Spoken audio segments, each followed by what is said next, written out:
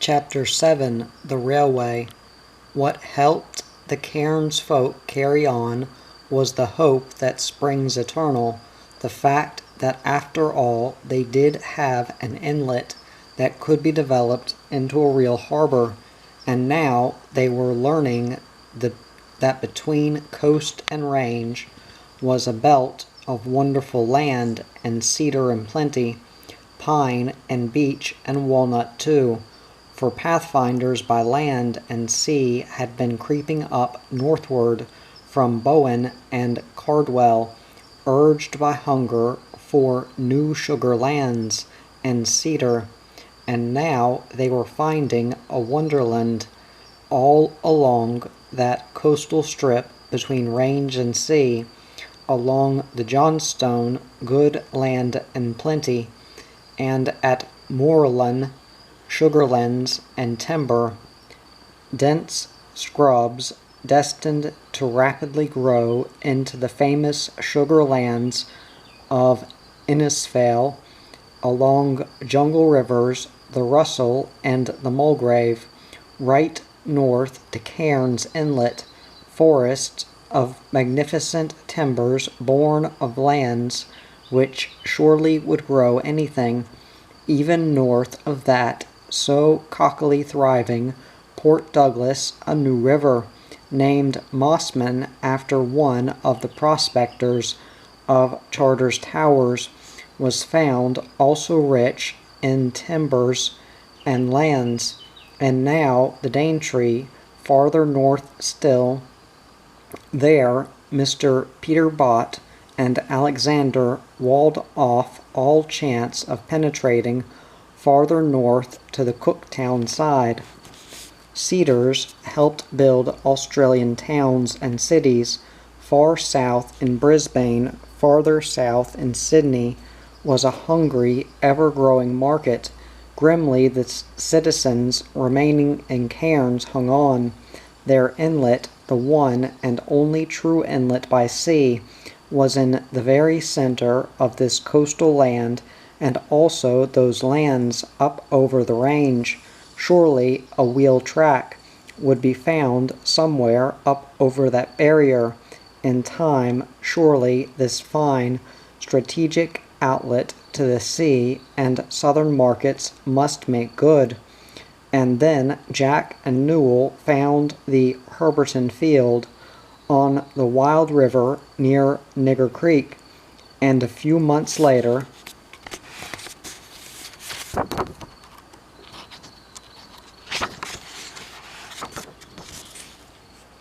they found the Great Northern.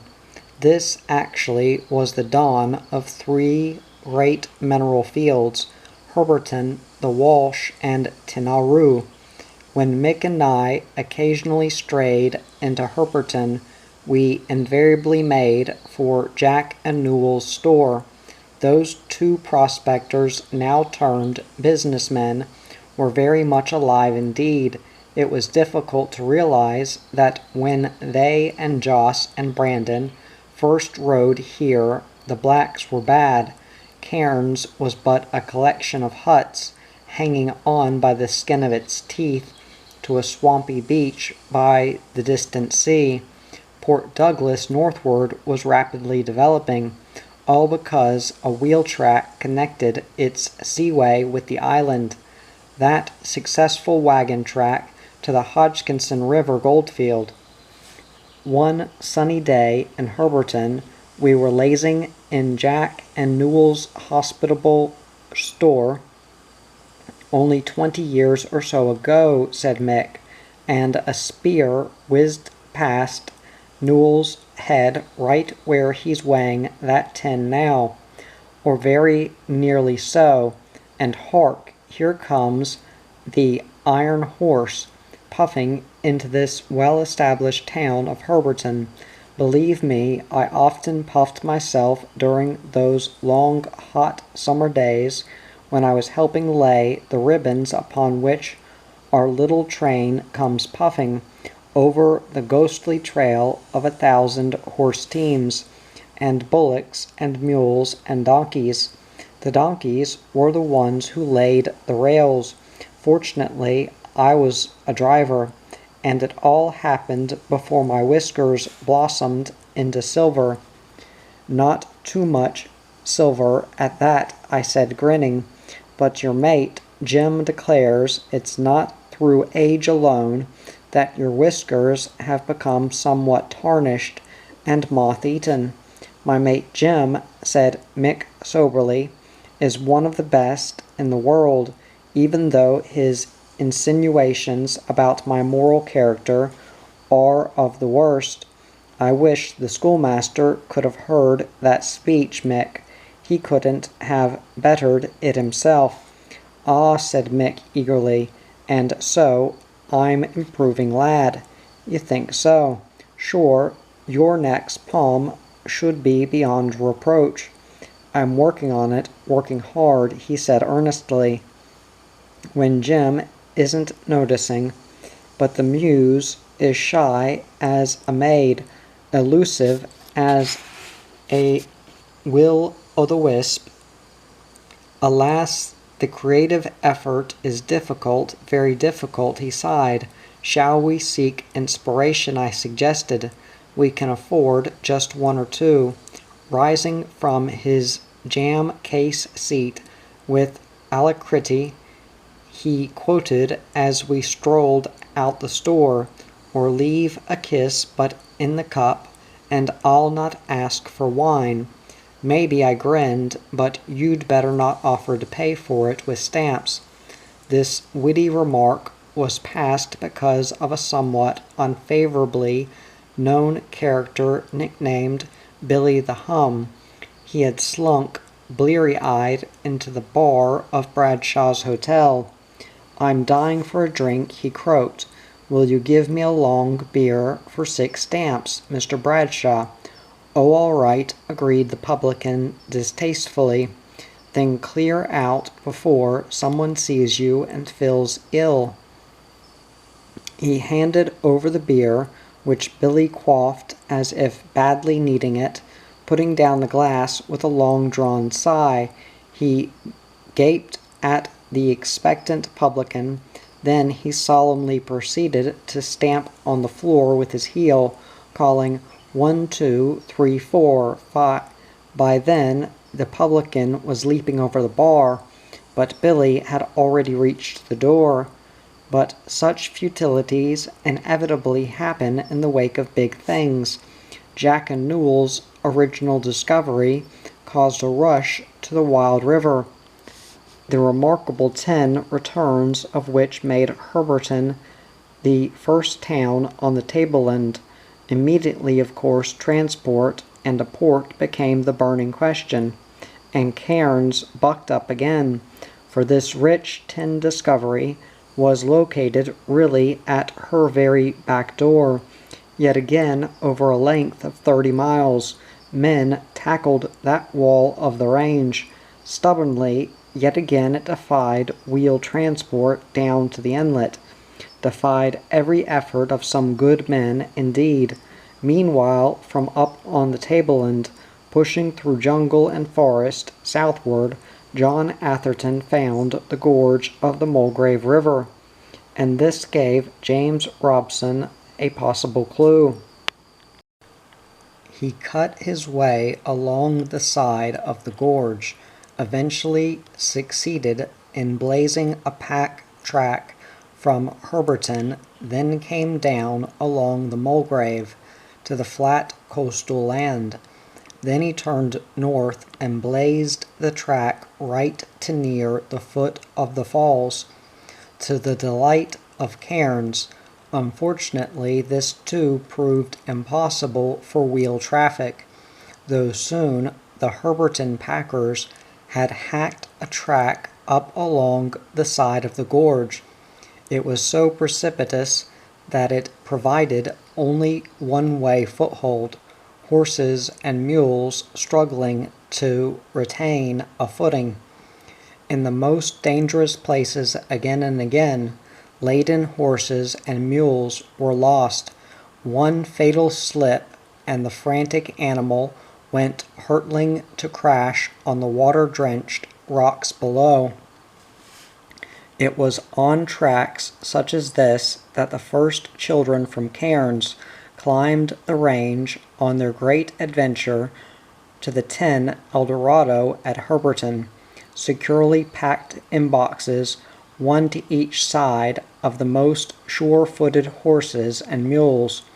Clinging to their swaying boxes, the moan of the wind-swept gorge falling breathlessly away to one side, to the other the tendrils of that wall of jungle brushing their excited cheeks. How the heart of each mother must have been in her mouth many a time during that struggling climb, yet other parents put their babies and trust in the baskets of sure-footed old John Chinaman, a youngster in each basket, the baskets suspended from the ends of the pole which John balanced and gripped so securely over his shoulders.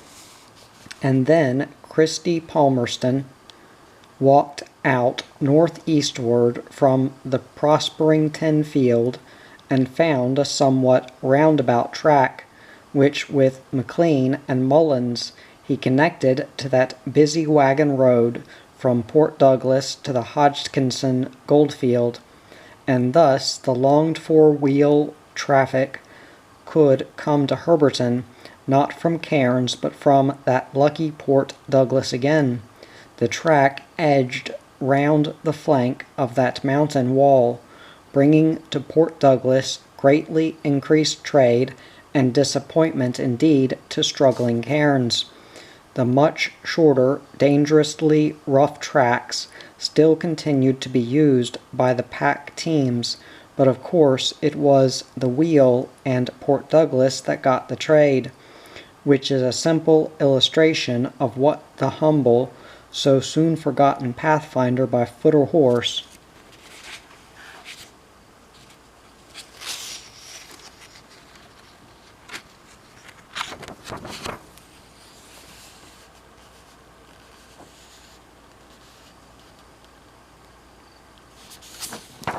has meant to many an Australian town and port. Indeed, but for the pathfinder, in the first place, no towns would have been possible. By now, prospecting parties had scattered far and wide over plateau and ranges, finding their own way west, north, and southwest, keen to find another Palmer, another Hodgkinson, another Herberton. Still other parties were seeking new timber lands, sugar lands, cattle lands, pastoral lands.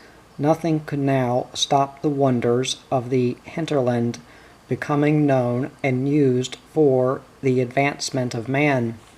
Meanwhile, those hardy ones from Cardwell Way creeping up along the coast and poking into every gloomy inlet or beautiful river mouth now found gold deep within the jungle wilderness of the Russell River, the Jordan too, the Mulgrave, Johnstone, Tully, Tawala, not big fields like the Palmer and Hodgkinson, but payable gold for all that, though incomparably more difficult to win than from the open forest country of those two big fields. These coastal rivers come pouring out of the mountain wall, which faces the Pacific, towering up there clothed in its virgin forests and jungles, cleft by gorges and precipitous spurs and deep ravines, defying further penetration for years yet. Deep within this overwhelming greenery, torrential rains began anew the ceaseless battle of man against nature, and cunning, adaptable man here would presently learn to use the might of nature against nature herself, for he would turn her own waters against her, and wash away her very own mountains that held the golden grains so deeply hidden, washing away her broad terraces from her own mountain sides, guarded by mazes of almost impenetrable jungle though they were, by the simplest of all power, hydraulic sluicing by gravitation. When last I saw Russell, miners must have cut 100 miles of water races along the mountain sides. Mighty nature, with her raging torrents, cuts her own channels and washes away mountains too. Strange to think that insect man can take her own forces from her, harness them, and do the same job ever so much more quickly. Nature can take 2,000 years to grow a tree. Alas, that destructive little devil, man, can chop it down within hours. However, man cannot make a seed, nor one drop of rain.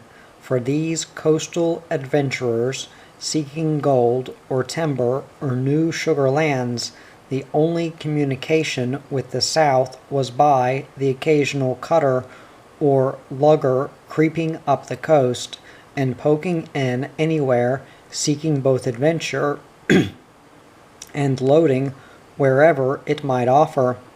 Thus, while away up on top west of the sea, men sought other Herbertons. Those down on the coast cut and hacked and crawled and climbed up and down into that seemingly impenetrable jungle of wild cliffs, rock-bound gorges, and icy streams, battling on their own initiative on scanty bag or two of flour, and whatever the gods would provide.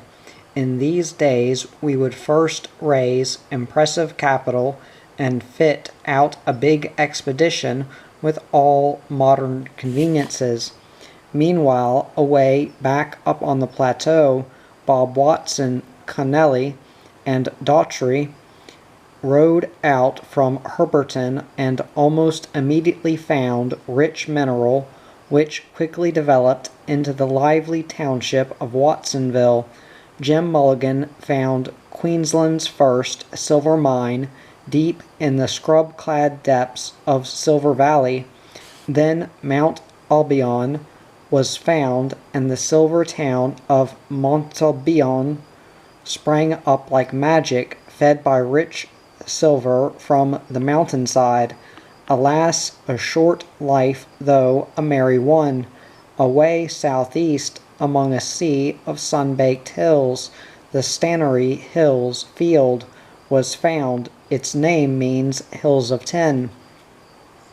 This led on to further discovery, and the brave little township of Irvinbank, and the Vulcan mine, which for long years to come would support numerous families.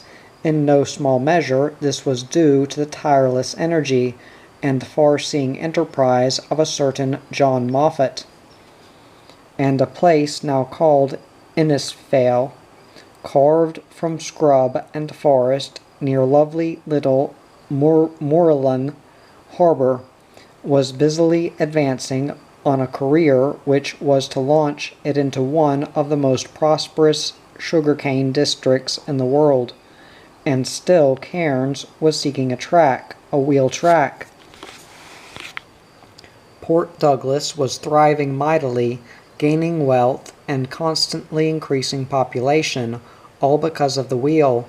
In desperation, Cairns eventually demanded a railway, where they had been unable to get even one dray wheel up the range, a railway.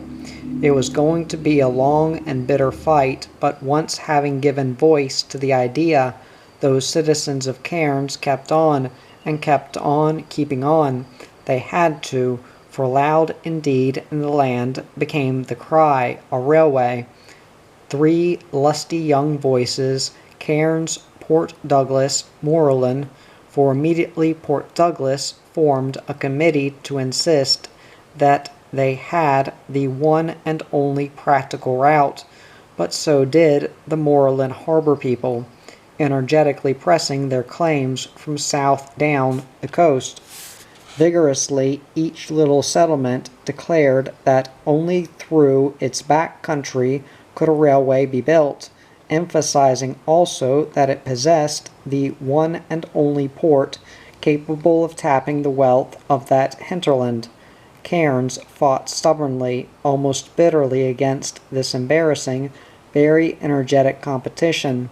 This obviously was to be the last fight for a real port, no holds barred.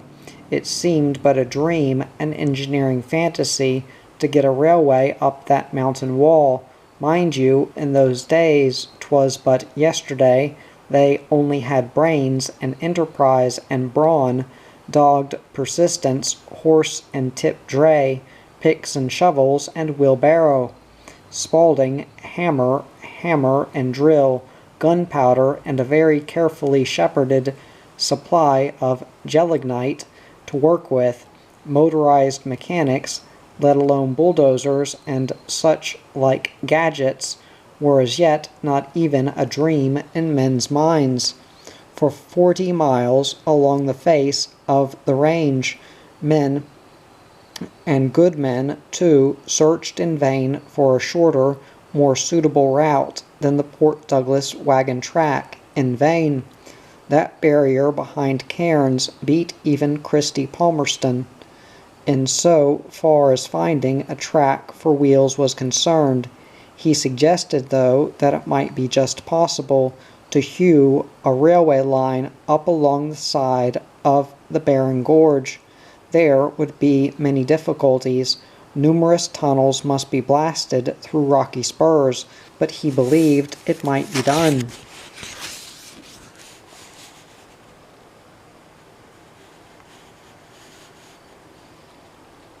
Finally, the Railways Department appointed surveyor Monk to try to find a suitable site. After more than 12 months' constant traveling along the range between Moorland, Cairns, and Port Douglas to Herberton, he finally made the fateful decision, the Barren Valley route. There was an immediate and fierce outcry from north and south of Cairns against this decision. Naturally so, for the prize was great. Men of Cardwell and Moorland, of Port Douglas and Cairns, fully realized now that whichever gained the railway must grow into a city. That iron horse would mean the rise or fall in the fortunes of many men. The railway authorities decided to build the line, the Barren Valley Line, an awe-inspiring job, especially for those days. It took 5 years to lay the first 25 miles to Meola, easily the worst sections. In the gorge section of 15 miles, a bridge under difficulties had to be built over every creek and ravine, some built over hundreds of feet of space. 98 curves had to be blasted round the gorge side, 15 tunnels blasted, huge escarpments cut from the mountain sides. Fatalities were inseparable from such a hazardous job, illness and floods and landslides, but the line went through, and I was nearly through too many a time, old Mick used to say, grimly, by the council fire, hanging to the side of that gorge by the skin of my teeth, with the wind blowing up my pants until my teeth rattled. Where were your balyangs? Inquired Jim Bell. The gangers along my section did not wear them, said Mick with a smirk. Oh, Jim shrugged. All hoity-toity, don't dine with the men like. That railway, gradually pushing on in sections through the years, had an enormous effect in the opening up of the tableland. Not only did it mean that countless shiploads of valuable timbers were soon being railed down to Cairns, thus also opening up rich lands for rapid agricultural development, but it meant that towns could now be built and supplied, while mining companies could get trainloads of urgently needed machinery, tools and stores, and iron for building materials, explosives, many miles of pipelines for water carrying, the heavy materials for building their own railway lines. Thus, as stage by stage the line crept on, so supplies came, rumbling up to the tableland. Increasingly then the fruits of production began, pouring down in trainloads to rapidly growing cairns, thus vindicating the faith of her early citizens, mirrored in their ever-growing port. Alas, Port Douglas just as quickly began to languish. The horse and bullock team cannot compete against a railway, the wooden wheel against the iron. Chapter 8, Billy the Goat, which brings us right back to where we started from, as it were on a roundabout track, like Bill Smith starting out from the Hodgkinson in his circle by land and sea to find the inlet and back overland to the Hodgkinson. So we are back to Nigger Creek by Herberton, where I now played an atrocious joke on old poor Mick, my friend old Mick the Ganger. How funny it seemed, how the laughter spread from camp to camp, carried too by riotous navvies, pumping their way back to the construction camps on the railway tricycles. Old Mick forgave me, with that quaint old smile of his. Boys will be boys, he sighed. Oh, for my lost youth! You'll never grow old, Mick. Never in my heart, lad, I believe you. But this old carcass is growing a bit rickety.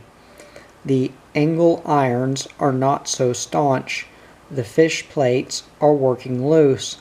I feel a bolt or two a bit rusted here and there, while the bellows, like the old gray mare, definitely ain't what she used to be. Poring over these old notes, I feel ashamed now youth can be thoughtlessly cruel. I am seeking excuses. I believe I can find it in these notes. Let's blame it on to youth and environment. We'd recently enjoyed a laugh at the expense of the Herberton police, though the little township thought quite a lot of them, away out on the construction camps. As with every line, there was often trouble from moonshine whiskey. Here and there was a secret still in the hills that supplied the shady retailers thereof. To track a cunning moonshiner to his hidden still in those labyrinths was difficult indeed.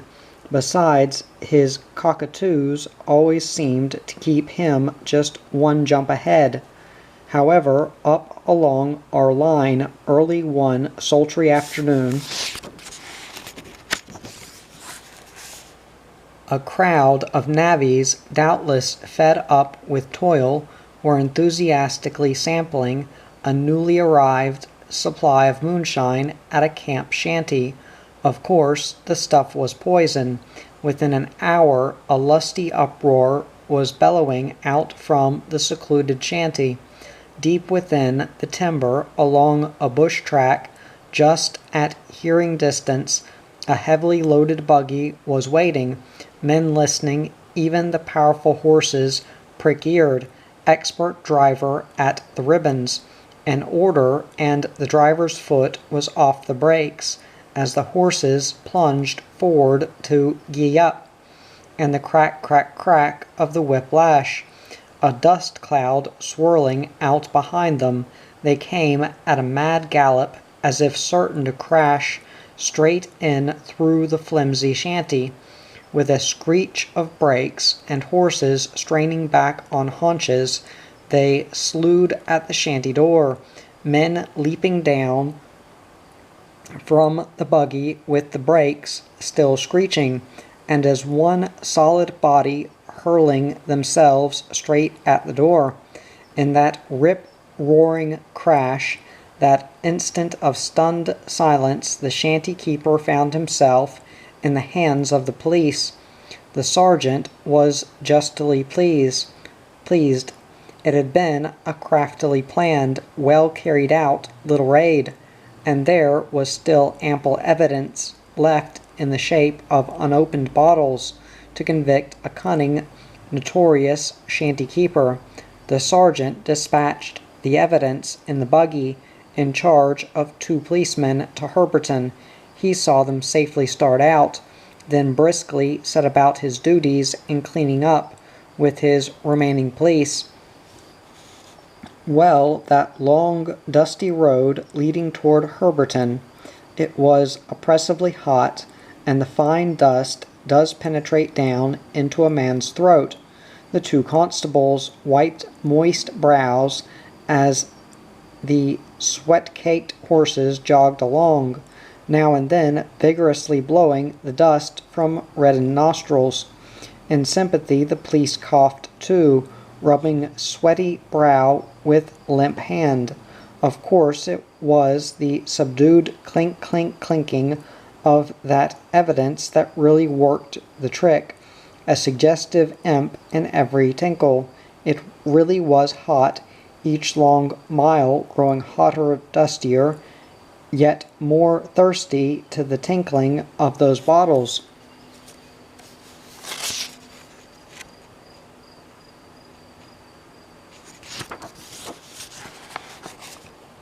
Just one little drink wouldn't do any harm, wouldn't be missed either, for there was ample evidence. One little nip led to another of moonshine. Tongues loosened a little.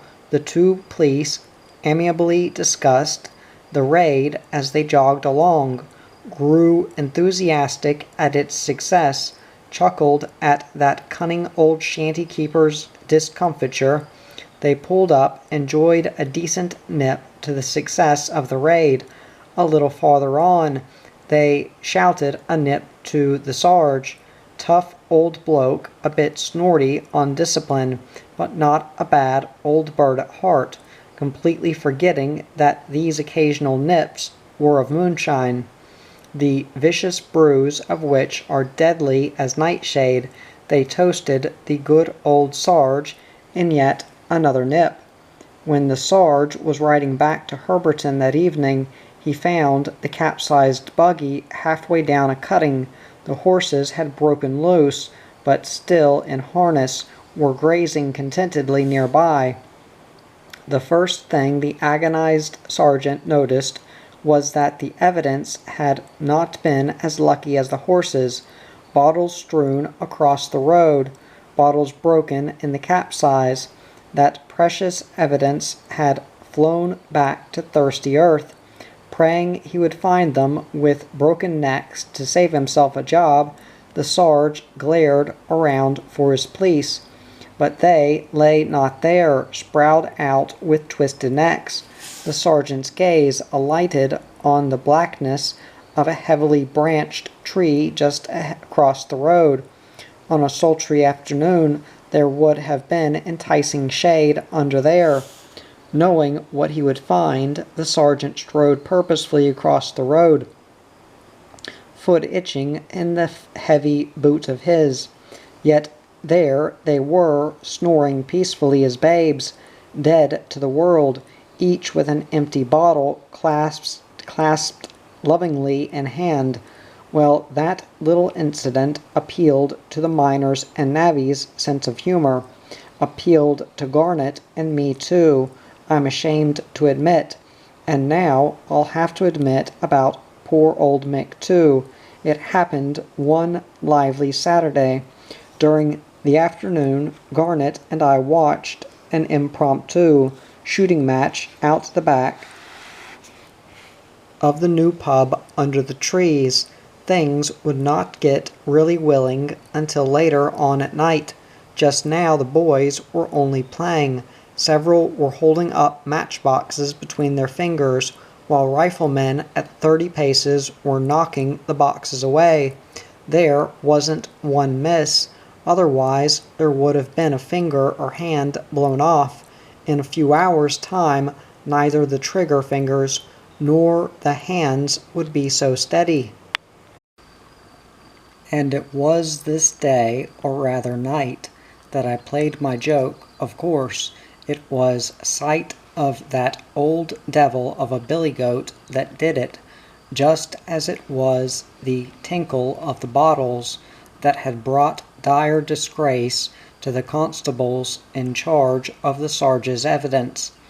That dilapidated old goat now clung determinedly by the heels of the marksman, effortlessly dodging irritated attempts to boot him in the ribs. A wicked glint in his shifty eye plainly told he knew he had only to hang on and play his own game to get what he thirstily desired, which was beer and more beer. While the line was building along to and past the pubs, the old goat had lived in a near-chronic state of glassy-eyed inebriation. In the crowded bar, the navvies would ignore him until menacingly he would lower those dreadful-looking horns, his dirty, scraggy old beard fairly shivering with nastiness. "Give the old battering ram a stiffener," someone would growl before he clears the bar. No sooner said than done. A few pots of beer heavily laced with rum, and old Billy, glazy of eye and loose of lip, would stagger through the pub, fall down the back veranda steps, and lurch out the back, seeking a shady tree under which to sleep it off. But now that the line was pushing on past Nigger Creek, drinks for Billy came only when a tricycle load of navvies happened to pull up before the pub, or on a Saturday such as this. And now it was quite obvious that Billy smelt tonight would be the night. Mick Moore was coming across to the new pub this evening. His navvy friends had promised to haul him out of camp and chuck him in the creek if he didn't. When we come a-visiting, they had declared, we'll stand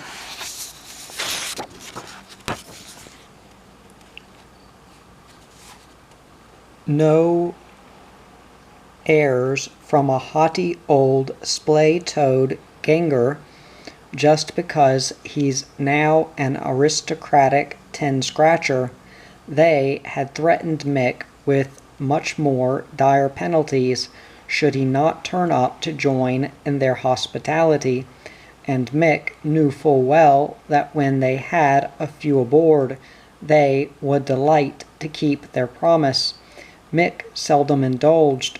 "The trouble is, lad, I don't know when to stop," he would say with a smile. "When I'm in the arms of Bacchus, my brains fly out the window." "You've got none to fly with," Jim Bell had said disgustedly. "I seldom had the wherewithal for more than a couple of mugs of beer," whereas Garnet was minus the inclination. We two were no good at all to either pub. A peculiarity of old Mick's was that when he did have an evening with his friends, he did it in style, booked a room at the pub. Just as well he imagines he's the Duke of Timbuktu, growled Jim Bell. Otherwise he'd end up in the creek in the middle of the night, and poison all the fish within miles. A room, of course, was just a bare cubicle of sorts, with a bed, the door opening on the back verandas, as in most wood and iron pubs in those hot places. Of course I knew where Mick's room was. A fair crowd turned up that evening. The dead pub was soon bedlam. From the outskirts I kept an eye on Billy the Goat. To Garner's lasting sorrow he missed this joke. He had slipped away to visit schoolteacher friends in Herberton. From the night outside the lively bar I watched the succeeding phases of alcoholism of Billy the Goat, from thirsty greed to aggressive demand to fighting mad, to wobbly-kneed collapse. Of course, they plied him with drink after drink. Then some wag yelled out to stage a bullfight, with Billy as the bull. In a moment, bar cloths were snatched up by eager bullfighters, pocket knives opened, a sharp stick was a sword, and in a moment the amazed Billy found himself advanced upon by yelling matadors, banging him with beery cloths, prancing round him to hurl the darts, which were playful stabs with stiff thumbs in the flanks. Billy, shaking his head, retreated stupidly until a prod, where it hurt most, pulled him upright smart. With a hoarse grunt of protest, with fire in his eye, drawing himself up into a real he-goat again, he lowered his horns and charged to bring up against the bar with a crash that brought a yell of protest from the publican, but the scattered matadors drew together with delighted cries, "Bravo! Hoopla! El Spaniardo!" To the ring again, La Señorita Bobo, prancing round Billy, flapping his nose with cloths and hats, stabbing him with darts, with the swordsman protesting, "Stand aside, lay off the bull, you galoots, while I have a fair go for the kill." Billy charged again, bringing up against the bar wall, this time with a resounding bang. The wonder is he did not go right through the flimsy partition. He had horns and forehead like a real young bull. I watched until the exhausted and snorting Billy, sadly drunk, quite demoralized, and with his faith in human nature badly shaken, lurched his dazed way through the pub hall. I ran round and met him on the quiet back veranda, and there waylaid the panting old terror, quiet as a baby lamb now, with a loaf of bread thickly covered with jam that I'd purloined from the kitchen, held to his bleary nostrils. He followed me meekly into Mick's room. I had the blankets pulled down already, but had to lift the smellful old carcass up into the bed. He settled down gratefully, thank you, his head comfortably upon the pillow, tongue weakly licking at the jam on the loaf that I left beside his nose. I pulled him as far to one side of the bed as possible, so as to leave room for Mick. I could do nothing with those outrageous horns, though they were terrific. At last I just pulled the blanket over him best I could, and silently stole away.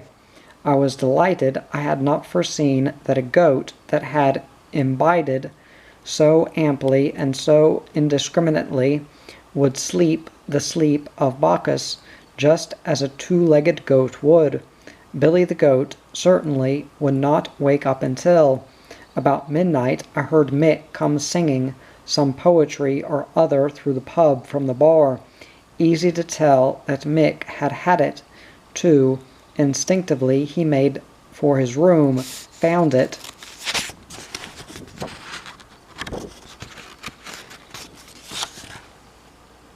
I heard him sprawl on the bed, sundry grunts, then thump, thump, as he threw his boots on the floor. He wore boots on such particular occasions as he visited the pub, lest he get his horny feet trodden upon. A thump and creak as he rolled back on the bed, a burst of verse, something fierce about, and brave Horatius shall hold the bridge with me. Once more unto the breach, dear friends, once more, and close the wall up with our English dead.